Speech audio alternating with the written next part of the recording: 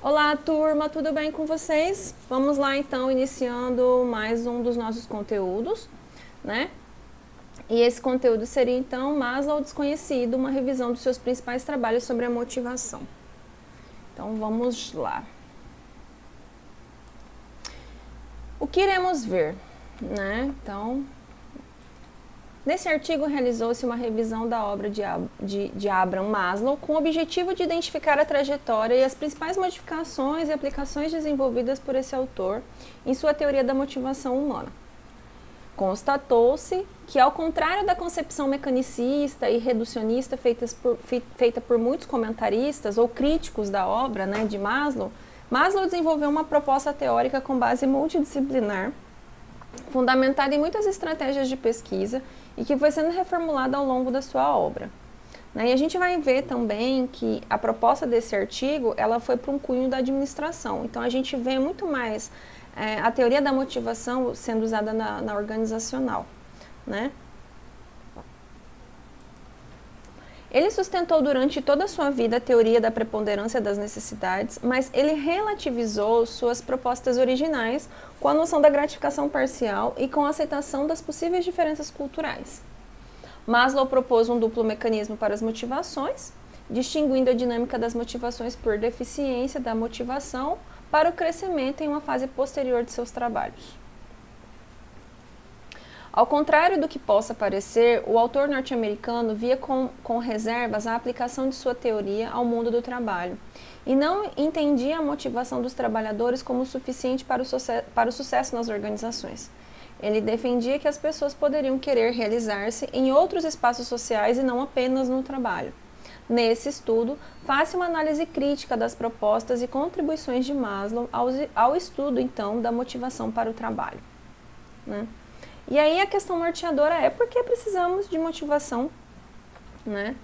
E aí hoje a gente vê que desenrolando esses estudos, não é só dentro dessas organizações, né? Então a gente vê na área, por exemplo, do esporte, que trabalhar a motivação é um fator essencial, né? Então, a gente vê dentro da área da organização. Então, esse conceito de motivação a gente amplia, então, para as outras esferas, para as outras áreas, né? De que elementos que nós precisamos, de alguma maneira, né? Que nós continuemos aí inspirados, né? Em continuar nas áreas de vida. Tanto no trabalho, que vai mostrar muito mais no foco desse artigo, quanto em outras áreas, né? Bom, um pouquinho da introdução, então. Maslow, ele foi um psicólogo formado na Universidade de Wisconsin, né? Enfim, essa é a pronúncia. Tinha por diretriz de trabalho uma tentativa de síntese das ênfases dinâmica, holística e cultural. Essa pretensão deve-se às muitas e ilustres influências que recebeu durante sua trajetória.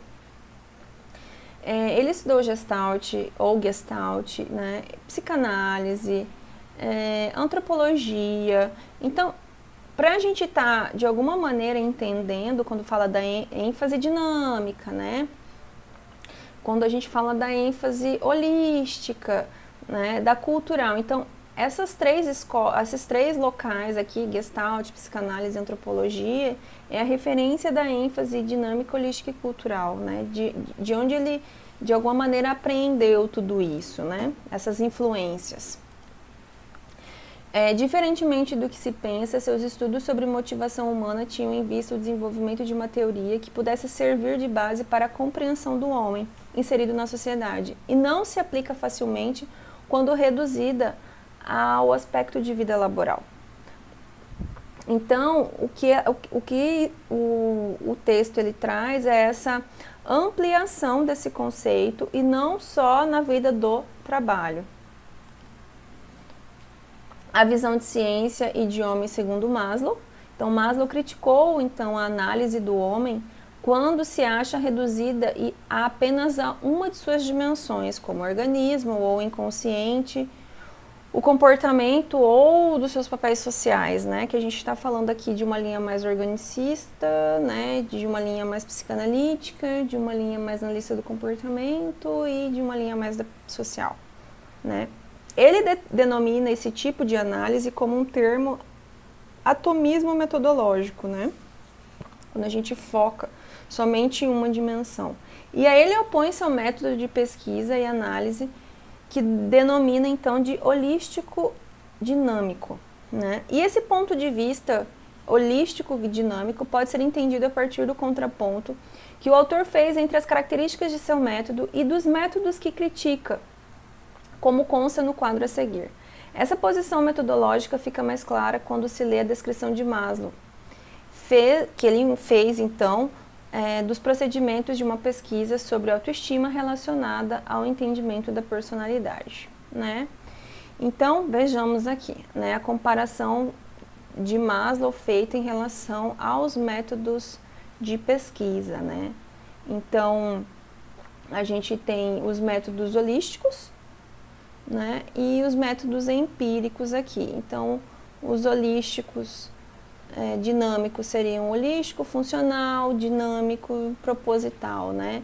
E essa relação holístico, atomístico aí, os empíricos, então, tem um olhar mais, né, atomístico, né, taxonômico, quando a gente dá nomenclaturas, estatístico, né, quando a gente trabalha scores, enfim, até quando a gente está trabalhando parametria ou quando a gente está trabalhando testagens, né? Causal, então tem esse causa e efeito, né? E mecânico simples.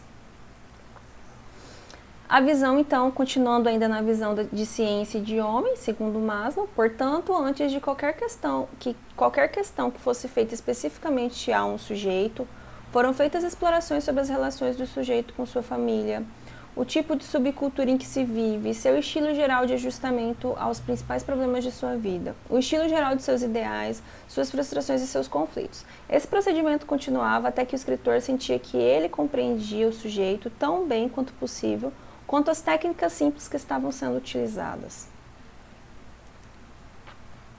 Nesse trabalho, ele propõe que se abandone a terminologia de causalidade, que ele considera problemática devido ao seu mecanicismo, e adota o termo síndrome de descrever. Um complexo e estruturado e organizado de especificidades aparentemente diversas, que é comportamentos, pensamentos, impulsos para ação e percepção, que possuem uma unidade comum e podem ser nomeados de formas variadas, né? Então eu saio do quê? De uma lógica de causa e efeito, né? Eu procuro, tiro um olhar sintomático aí, né? E aí a gente vai falar de uma descrição, né, das coisas a partir desses olhares, considerando o quê? Comportamento, pensamentos, impulsos, ações, percepções. Ele apoia-se, portanto, em uma visão de homem racional, mas às voltas com seus impulsos e desejos, dotado da corporalidade, não circunscrito todavia a ela, possuidor de uma vida interior que não pode ser reduzida à mera manifestação da cultura ou da sociedade, e que não se acha descolada delas, em interação interpessoal, mas também com elementos coletivos, de um todo integrado e organizado, e capaz de escolhas, de criação de significados para a realidade. Esse autor é, entretanto, bastante influenciado pela visão organísmica de homem, na medida em que tenta mostrar qual é o impacto da gratificação das necessidades em ideias, atitudes, interesses, valores, crenças que defende, dando certo destaque a esse construto. Bom, retomando então, a maioria então dos autores do comportamento organizacional, né? Daí a gente tem Robbins, né, Bono, mas enfim. Talvez na tentativa de tornar mais didático, né, o seu texto, simplifica ou reduz a teoria de Maslow à sua suposta pirâmide das hierarquias da necessidade. Por reducionismo, entende-se aqui que não o reducionismo metodológico, né, mas um reducionismo dentro do quê? Da concepção teórica, né? No qual se decompõe um fenômeno complexo em partes simples e passa-se então a valorizar mais a interação dessas partes do que o próprio fenômeno. E essa também, gente, foi uma visão que eu acabei tendo da academia, né? Quando se falava em Maslow, por exemplo, eu só pensava na pirâmide das necessidades. E ela é tão usada aí dentro do campo da organizacional e às vezes até por outros profissionais, né? Que acabam passando de maneira equivocada. O conceito, então, de motivação, né? O mais citado trabalho de Maslow sobre motivação foi publicado em 1943 com o título Uma Teoria da Motivação Humana. Nesse trabalho, ele apresenta proposições fundamentais para a teoria da motivação, o que é ampliado e publicado em 1954. Essas proposições parecem ser um diálogo com a psicanálise e a psicologia comportamental. Então, quando vocês vão ver muito mais de cunho dinâmico, por exemplo, está vinculado à psicanálise aqui, de sua época, né? Que tem papel de postulados em sua construção, né, teórica. Então, ele utiliza aí esse diálogo entre a psicanálise, né, e a comportamental. E a partir de algumas delas, pretende-se apresentar o conceito de motivação e suas singularidades, né? Bom, a contribuição de Maslow foi de alguma maneira ignorar a dicotomia e ordenar as necessidades numa hierarquia de prepotência, colocando as necessidades biológicas como aquelas que tinham de se ser satisfeitas primeiro, antes que qualquer outra necessidade mais elevada, né, que puderem receber qualquer atenção. Então, quando a gente vê, e isso está quando a gente faz uma pirâmide, né, das necessidades, ela vai estar na base, a biológica ela está na base dessa pirâmide, né? Então, para ele, você tem que de alguma maneira atender as necessidades básicas para que você vá para algo mais abstrato, mais complexo, que a gente tem uma denominação depois, né? Em vez de tentar interpretar as escolhas conscientes, desejos e a partir das pulsões de vida e de morte, né, que ele utiliza daí para falar, que daí a gente fala de pulsões de vida e de morte relacionada à psicanálise, Maslow propõe a existência dos motivos já relacionados a finalidades encontradas na cultura das necessidades. Em outras palavras, o estudo da motivação deve ser, em parte, o estudo dos objetivos últimos, ou desejos, ou necessidades humanas. Tá? Mas ele sai desse contraponto que depois vocês vão chegar e vão se apropriar com quem vocês foram ter, o que é pulsão de vida, então, e de morte para a psicanálise, tá? As motivações são apenas uma classe de determinantes do comportamento, né? Ao mesmo tempo em que um comportamento é motivado, ele também é quase sempre determinado biologicamente, culturalmente e situacionalmente. Então, ele vai levar em conta todas essas variáveis para a gente falar, então, sobre uma motivação que, de alguma maneira, né, foi o que está vinculado ao comportamento. Então, né, o que motiva determinado comportamento, né? O que influencia? Então, essas são as influências, né? Biológica, cultural e situacional. Ele propõe também a existência de comportamento não motivado, que a gratificação de necessidades permite a emergência de comportamento relativamente não motivado. O organismo permite-se relaxar, ser passivo, aproveitar o sol, ordenar, então, decorar e polir os potes e vasilhas muito mais do que usar. Jogar, divertir, observar coisas sem importância, sem informal e sem aspirações. Né? Vamos dar uma olhadinha aqui, que seria o quê? Que é quando ele diz a gratificação, né? Mas de comportamentos que talvez não sejam relativamente motivados, né?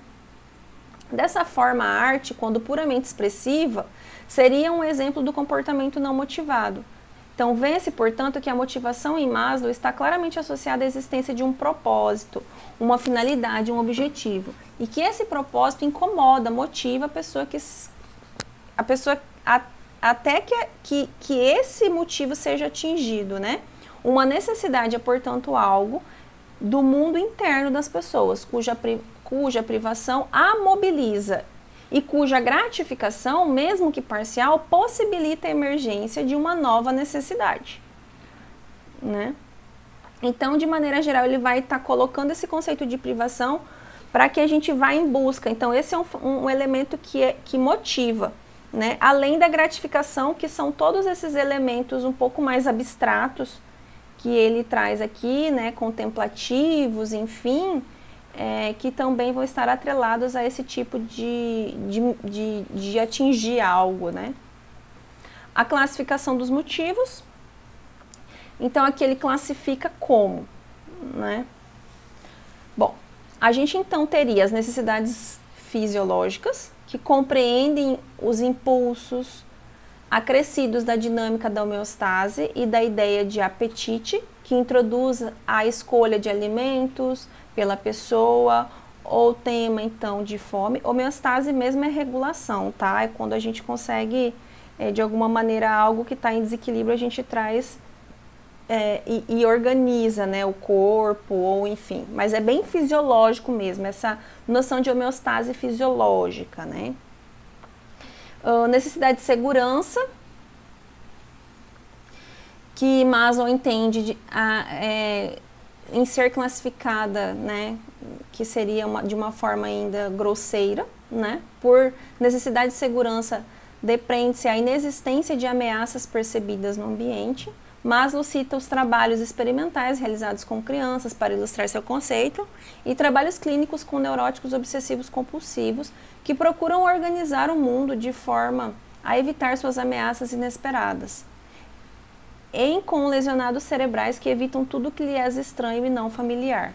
Né? Então ele pega aqui uma amostra bem grande para ele poder fazer então essa classificação sobre essa necessidade de segurança.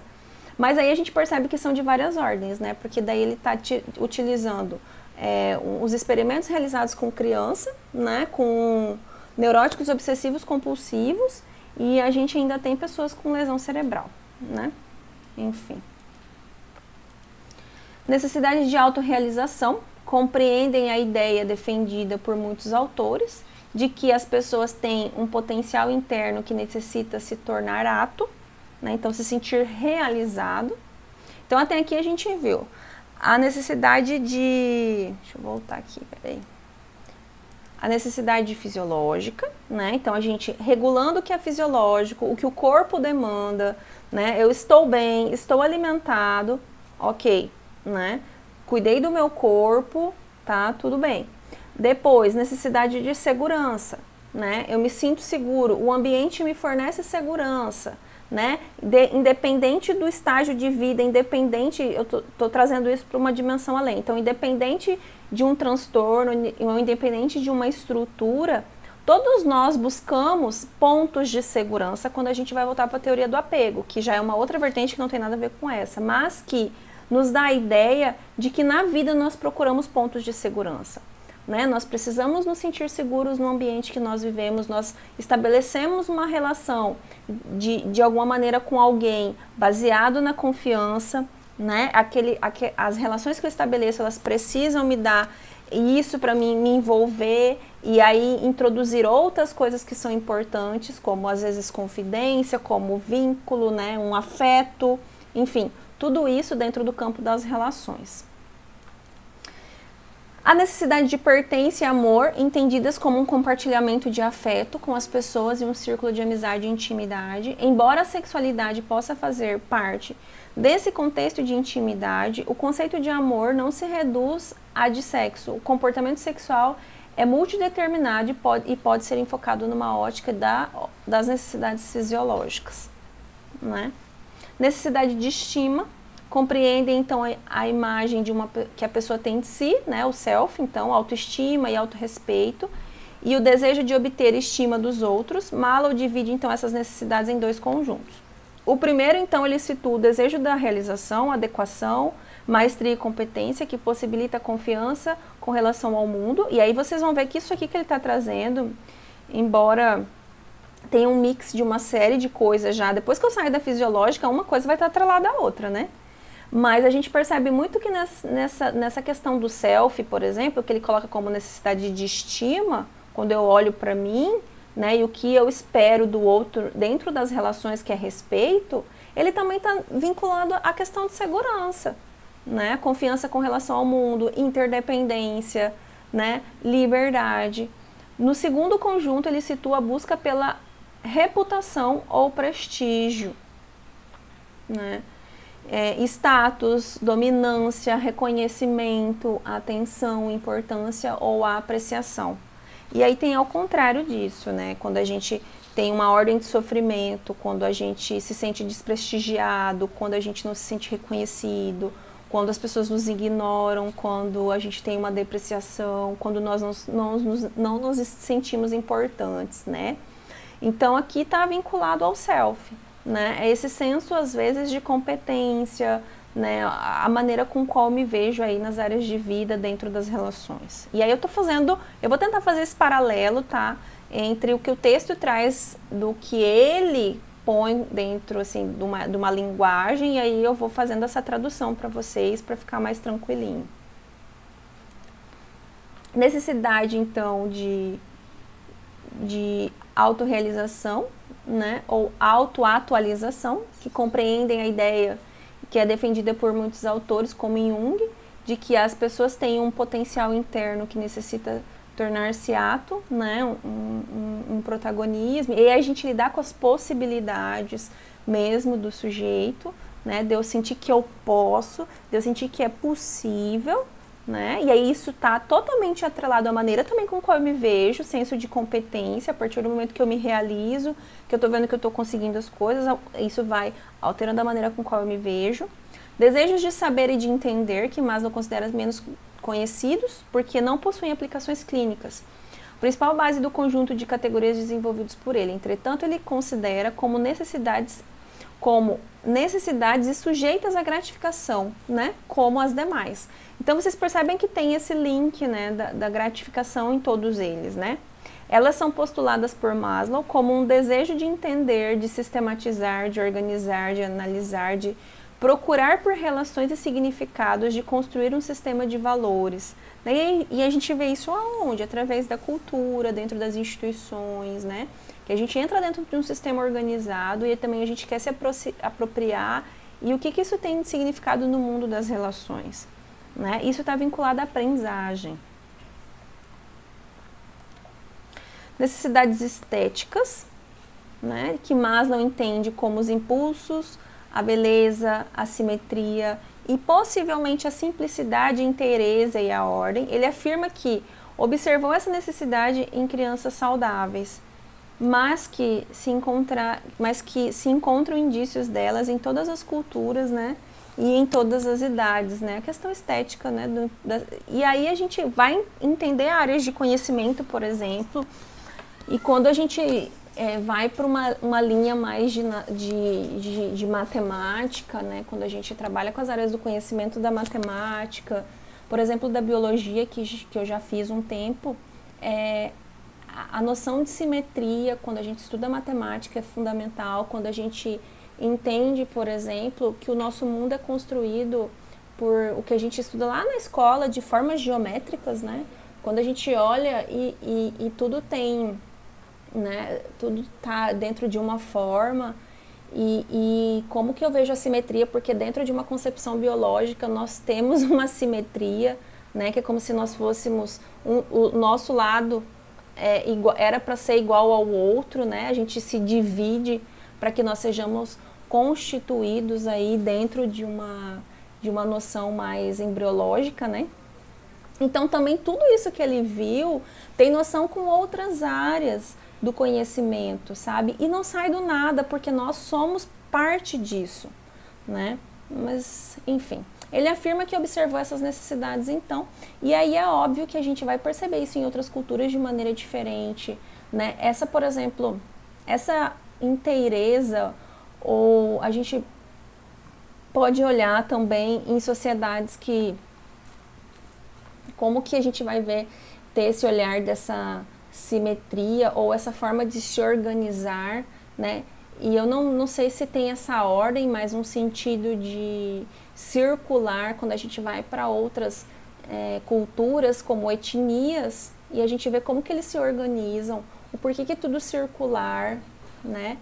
Então, o porquê que a gente organiza as casas em círculo, ou a gente não chama, né, casas, mas os indígenas, como que eles se organizam em círculos, ou o porquê que tem toda aquela manifestação, ou toda a forma como eu estou me manifestando esteticamente as coisas no corpo, o que isso tem a ver, o ritual, né? O ritual nesse sentido também eu acho que é interessante, mas enfim. Maslow salientou em seu artigo original que foi as necessidades humanas, que as necessidades humanas elas não ascendem a hierarquia em sequência ordenada, né? Então elas não precisam seguir uma ordem como a gente vê que foi posto de maneira grosseira ou a grosso modo, né, da pirâmide, né, que você teria que, a partir das necessidades biológicas, ir seguindo todas elas, né? Todas as 5 necessidades estão sempre presentes, mas sua importância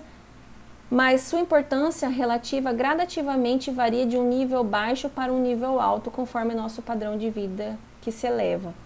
E eu acho que pode ter a ver com isso, mas eu contemplo, porque às vezes eu discordo um pouco da concepção teórica, porque não é uma elevação de padrão de vida. Então a gente vê, por exemplo, que tem famílias que podem não ter um padrão alto de vida, mas que tendo o básico ali dentro das necessidades biológicas e elas se sentem amadas, né? Eu mantenho uma relação de afeto, de vínculo positivo, eu tenho, de uma maneira geral, a satisfação da segurança, né? Da questão do vínculo.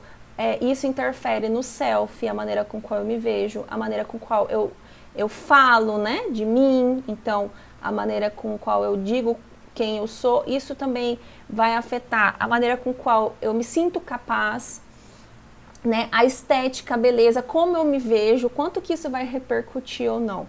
Então, tem pontos que às vezes eu né, não concordo, mas é a maneira com qual essa concepção foi concebida, né? Porque não precisa ter um padrão de vida elevado para que você se sinta realizado, né? Porque depois, quando a gente vai trabalhar com pessoas que não tem nenhuma questão relacionada ao financeiro, ao social, que tem outras coisas como segurança, eu falo segurança no nível simbólico, né? Afeto, a maneira com qual se vê, a maneira com qual se vincula nas relações, isso tudo é afetado. E não quer dizer, por exemplo, de uma supressão, ou não supressão, mas de algo que foi suprido simplesmente pelas fisiológicas, tá?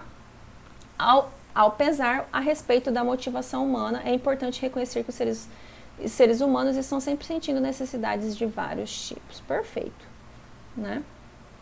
Maslow não desenvolveu uma teoria mecanicista da hierarquia das necessidades, então elas não seguem uma ordem de que se precisa...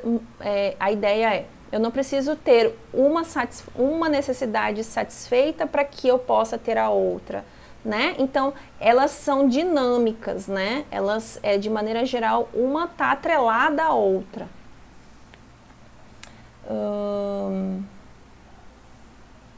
Teoria mecanicista, mais uma teoria da preponderância, né? Hierárquica das necessidades, em que a influência de uma necessidade estaria associada à gratificação relativa de outra, considerada inferior, e trata-se então de uma teoria dinâmica, portanto as pessoas se encontrariam sob o jugo das influências de suas necessidades que se alternam ao longo da vida, né? Então, né? Eu não sei se a gente poderia, e não sei se foi esse autor que de alguma maneira resolveu, quando ele fala que não tem uma teoria mecanicista, o próprio teórico é controverso na escrita, né? Que ele fala nenhuma é uma gratificação relativa a outra considerada inferior. E eu não sei se a gente poderia considerar então que alguma necessidade fosse inferior. Se elas se relacionam de maneira dinâmica, se são interdependentes, né, a gente teria essa dimensão de pirâmide, né? Mas, enfim, talvez a escrita, não sei se ele se perdeu, mas ainda continua consonante com a ideia de que seja pirâmide de fato, quando eu falo que uma necessidade, ela teria mais importância ou estaria abaixo ali dentro de uma posição, né, dentro, enfim, numa ordem, né, embora ela fale que não, mas me parece que não sei. Trata-se então de uma teoria dinâmica, portanto as pessoas se encontram sob o jugo das influências de suas necessidades que se alternam ao longo da vida. Mas enfim, são coisas aí, né, das concepções teóricas. O que Maslow chega a afirmar é a ideia de uma necessidade ser cronicamente gratificada, ou seja, da pessoa ter à sua disposição imediata os meios de gratificação de sua necessidade. Não é aleatoriamente que essa afirmativa se encontra nas reflexões de Maslow, mas sobre as necessidades fisiológicas, cuja gratificação depende menos das outras pessoas do que das necessidades sociais, né? Então, assim, dentro do campo das necessidades fisiológicas, aí ela está menos vinculada ao campo, acredito eu, das interações, né? Que pelo menos dá para mim compreender. O duplo mecanismo das motivações, então a motivação baseada em deficiência, que seria uma motivação para o crescimento.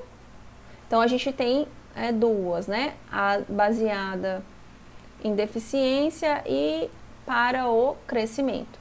Por motivação baseada em deficiência, Maslow sintetiza as contribuições de base organicista e fisiológica, que entendem o funcionamento do psiquismo humano com base nos impulsos e instintos.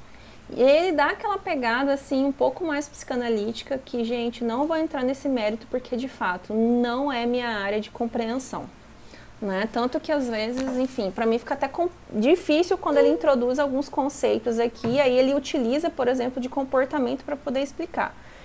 Mas enfim, foi como se deu, né? A sede, por exemplo, cria um desconforto no organismo que exige dele a busca de ingestão de água ou substância de propriedade semelhante, até que o mal-estar provocado, né, por sua falta seja diminuído suficientemente. Então, você estava com sede, você foi lá e bebeu água, beleza. Nesse caso, a gratificação reduz o que é o desconforto, que é o agente motivador do comportamento humano. O crescimento é, por si mesmo, um processo, que é esse aqui é do crescimento, né? Recompensador e excitante. Por exemplo, a realização dos desejos e ambições, como ser um bom médico, a aquisição de habilidades admiradas, como tocar um violino, ou ser um bom carpinteiro, o pronto aumento da compreensão sobre pessoas ou sobre o universo, sobre si mesmo, o desenvolvimento da criatividade em qualquer campo, né, um campo mais importante, simplesmente a ambição de ser um bom ser humano. Então aqui ele está falando, acredito eu, nos desejos, nos anseios, né, em relação ao que a pessoa tem aí a partir dos seus princípios e valores, né? O que é importante para ela e com isso ela aspira aí seus desejos, suas, né, essas motivações aí que de alguma maneira é ascendente. Bom, outra diferença marcante entre as motivações é que enquanto a motivação baseada no déficit pertence à espécie, ou seja, a fisiológica, então a necessidade de tomar água, né? Eu fui lá, tomei água, beleza, foi o que motivou meu comportamento de tomar água, né? Ou seja, todas as pessoas possuem, né? Já a motivação do crescimento, que é particular de cada pessoa, por quê? Porque vai depender do histórico de vida, do que ela tem como manifestação de desejo, o que ela aspira, né, as influências, é diferente para cada pessoa.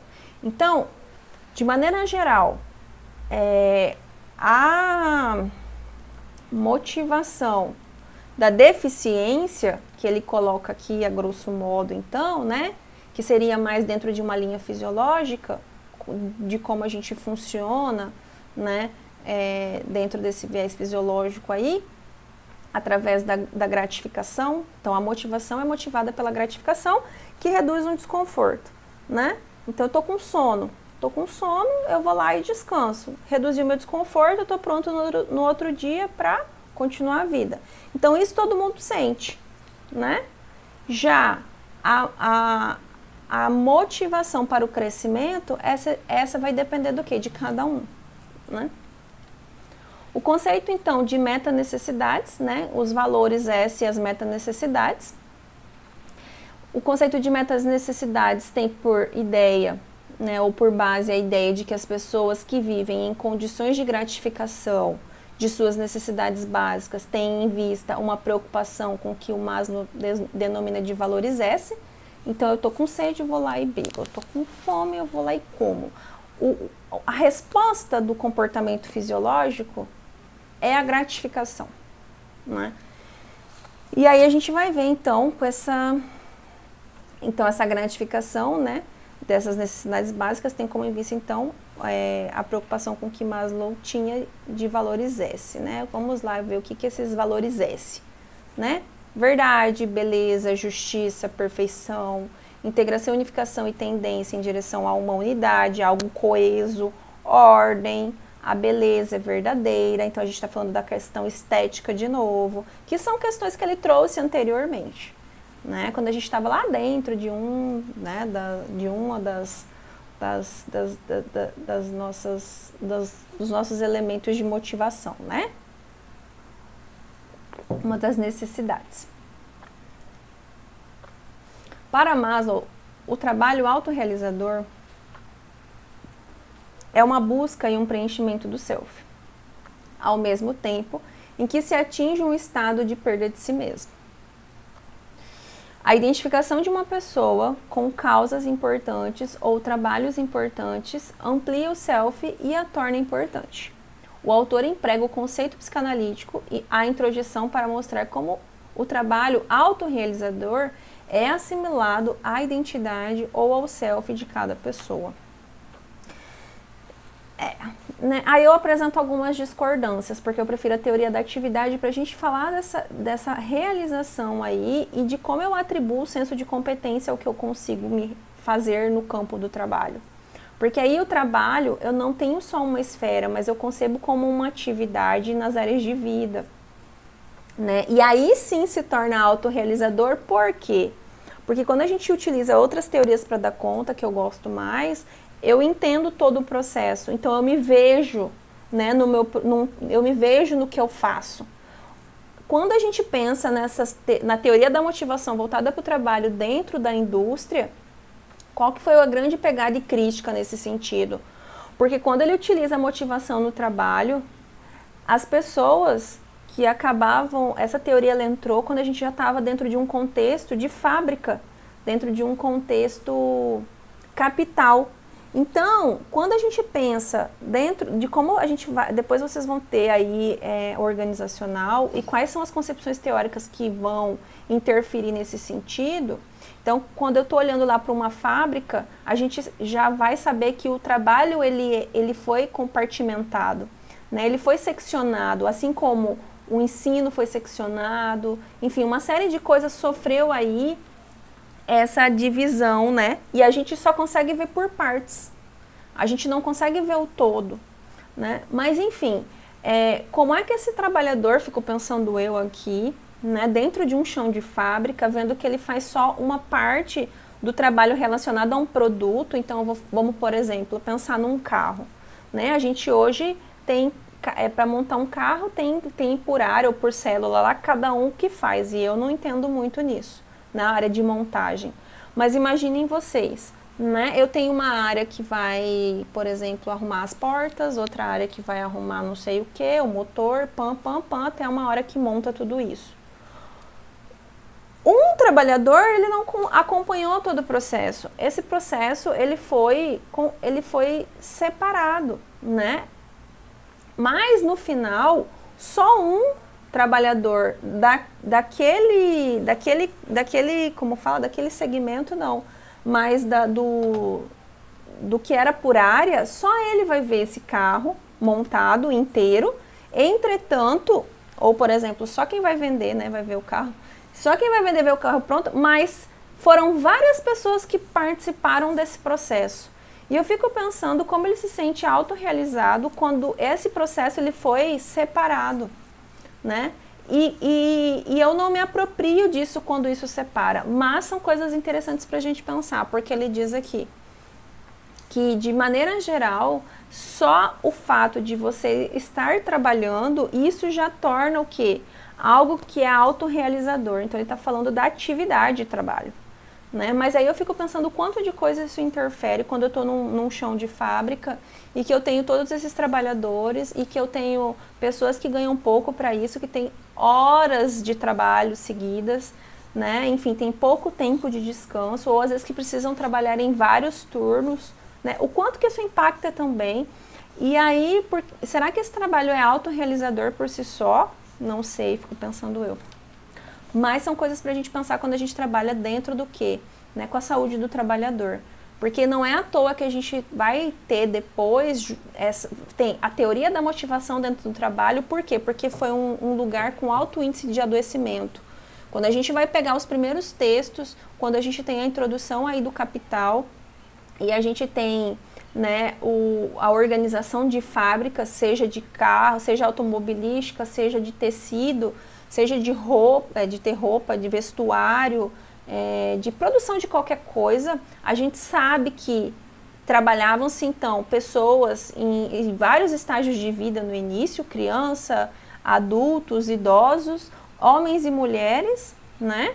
A gente sabe da carga horária de trabalho que era muito extensa e atualmente que ela é mais reduzida, descanso era muito pouco, a má alimentação, então tudo isso eram coisas que influenciavam. Então não é à toa que entra uma teoria da motivação para a gente falar assim, nossa, é um fator que por si só se realiza. Será? Né? Que concepção que é essa de trabalho que eu estou falando? Mas enfim, são outras discussões, né? A escassez de bens, então, e cessação das gratificações das necessidades básicas preponderantes ou ameaça de cessação, leis ou organizações antissinérgicas, né, que ele fala dessa sinergia aí. Qualquer coisa que aumente o medo, a ansiedade, perda ou separação de qualquer tipo para a pessoa, que leva à aflição ou uma perda de mudanças para as pessoas propensas à ansiedade, má comunicação, suspeita, desonestidade, vulgarização, a gente está falando de valores, enfim, né? Daí, de maneira geral, isso vai estar o quê? Influenciando o que ele fala dessa cessação da gratificação. Então, se tudo isso está em torno desse trabalho, que são outras questões de quais nós estamos falando, esse sentimento de gratificação que está relacionado à motivação cessa. Né? Eu já não vejo aquela atividade como algo que traz uma gratificação para aquilo. Né? Aí ele está falando que o quê? Talvez vá para o campo do adoecimento. E essa sinergia, o quê? É o esforço, os esforços, ação ou esforços simultâneos, cooperação, coesão, trabalho, operação e associados. Não é à toa que nós temos, então, esses termos dentro do campo do trabalho. Cooperativa, associação de trabalhadores, depois nós temos sindicatos de trabalhadores, nós temos depois também colaboradores. Equipe não é a mesma coisa que grupo, e depois talvez quando vocês tiverem essas disciplinas, vocês vão entender qual que é a diferença de equipe e de grupo, né? E a gente sabe que são conceitos diferentes.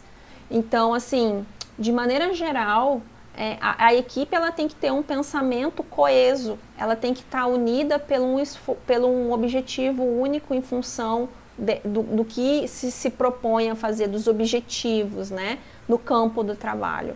Então não é à toa que dentro do trabalho nós temos que ter isso, porque se tem cada um ali num lugar e cada um tem um objetivo diferente sobre o que você está fazendo, isso vai fazer o quê? Essa sensação de gratificação, essa escassez de bens, assim, você vai perdendo direitos, tudo isso vai interferir na maneira com qual você se relaciona com o trabalho e você se sente desmotivado. Bom, gente, então é isso, né? De maneira geral, esse texto, ele me provoca muito mais críticas, mas é uma teoria, uma concepção teórica interessante, porque de maneira geral, atender às necessidades fisiológicas e depois a gente vem então com as outras necessidades para a gente dar conta e se sentir motivado para as coisas, né? Mas a gente não pode comprar esse discurso e achar que só com ele isso é válido, né? Porque, de maneira geral, a gente vê, por exemplo, que essa escassez de bens aqui, quando eu tenho uma perda salarial ou quando eu me sinto no prejuízo, me aciona senso de injustiça, é óbvio que eu não vou me sentir motivado. Quando eu não tenho, então, essa relação de gratificação, né, com o comportamento ou com algo que me motiva, eu vou perdendo interesse. E interesse, às vezes, é muito mais do que motivação. Está atrelado às coisas. Mas isso nos faz pensar, é mais uma concepção teórica, né? Em algumas áreas, isso é muito importante. Quando a gente está dentro do esporte, eu vejo que é uma das coisas que mais é trabalhada.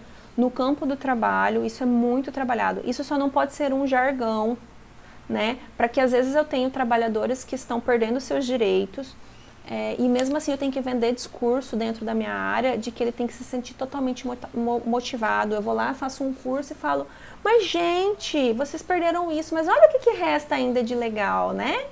Então, só por isso, vamos ser gratos, né? Vamos ficar motivados, porque nós ainda não perdemos o nosso emprego, mas às vezes nós perdemos uma série de direitos. Né? Quando a gente tem aí, dentro do campo social, cultural, político, econômico aí, nesse momento que nós vivemos, né? Umas reformas que estão acontecendo e que afetam totalmente a vida do trabalhador, né? Pensando nesse contexto atual. Enfim. Mas isso fica para nós pensarmos, tá? Então, vejo vocês na aula. Até!